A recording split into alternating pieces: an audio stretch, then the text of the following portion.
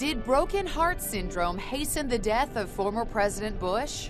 He had been to the hospital, as we know, multiple times leading up to this, since his wife's death. Only last April, the nation looked on as Bush mourned his beloved wife of 73 years, Barbara.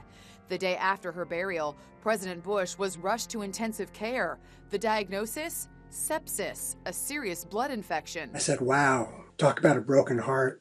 And, it only took 8 months. David Valdez was Bush's official White House photographer. Do you think when Barbara Bush passed that President Bush longed to join her in heaven? Oh, yeah, absolutely. After a spouse passes, you have all these different stress hormones. So adrenaline kind of surging through the body. Your heart races, your lungs start working harder. And some people, especially because of their age or their chronic medical conditions, their body just can't handle that. And so they have what's called broken heart syndrome. Bush had 17 grandchildren, and 2 of them, Marshall and Ashley, appeared on the morning shows. They say their Gampy longed to see Robin, the daughter he lost to leukemia at age 3. I was lucky enough to be there when he passed. I know he's back with our grandmother and with our Aunt Robin, so I'm happy he's happy. Another granddaughter, Jenna, posted this cartoon saying, "This brought me such comfort this morning."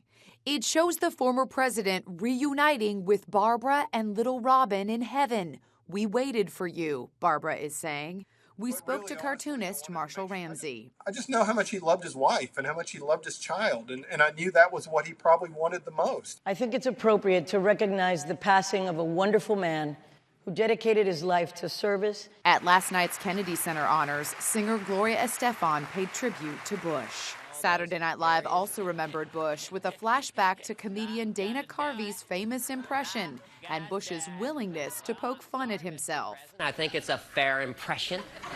Don't see it. You know? It's totally exaggerated. Not me, those crazy hand gestures. We're also learning more about the president's final hours.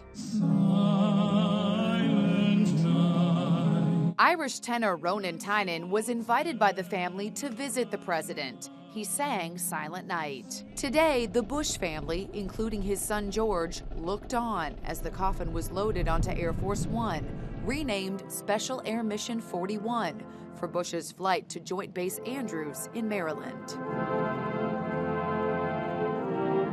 A nation comes together to honor a great American.